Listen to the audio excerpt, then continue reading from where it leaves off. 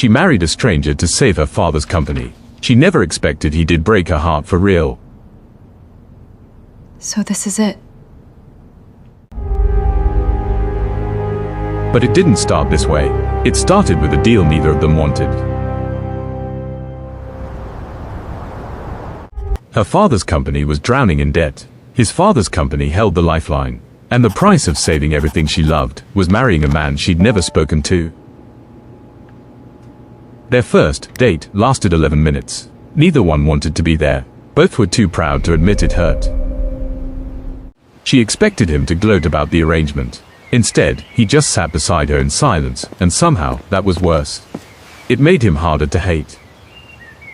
They said, "I do," to two families' futures. Neither one believed they were saying it to each other.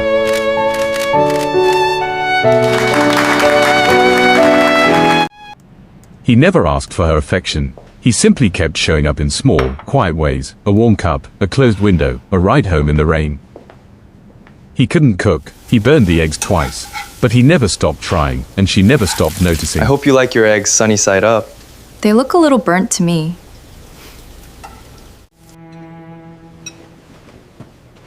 It was my mistake, Father. I take full responsibility. You should know better, Seo-jun. Somewhere between the silence and the small sacrifices, something neither of them planned had started to grow. Marriage of convenience, they called it. But convenience doesn't make your hand ache to reach for someone else's in the dark.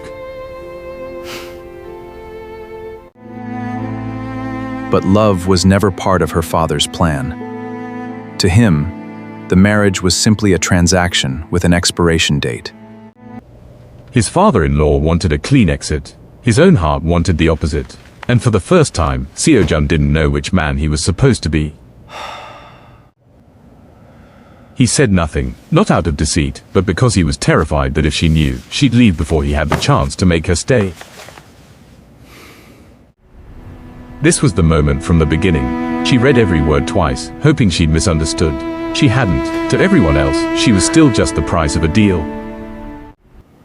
She didn't call anyone, not her father, not her friends. She just sat with the truth for a while, trying to decide if it was worth fighting for. "Was I ever anything more than an invoice to your family?" she asked. He crossed the room before she finished speaking and said to her, "You stopped being a deal to me the day you smiled at something I said." This dissolution is over. In front of the two men who built this marriage like a contract, he made his choice permanent, not for the company, not for his father, but for her. For a long moment, no one in the room spoke. Then, slowly, even the men who built this deal understood it had outgrown them. I absolutely forbid this! This is not... And this is exactly why we are going to proceed together. Outside the room where their families had just watched them choose each other, it finally felt real, not a contract, not a performance. Just them. They didn't choose each other on paper first, but in the end, they were the only two who chose each other for real, and that made all the difference. I'm so glad we're here alone.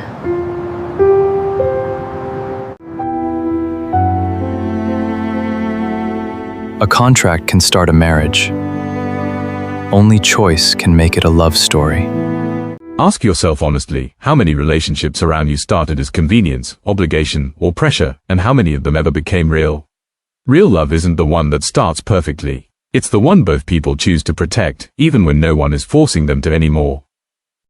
If this story hit home, don't just scroll past it, like it, tell us in the comments if you believe arranged love can turn real, and subscribe so you don't miss the next story that stays with you.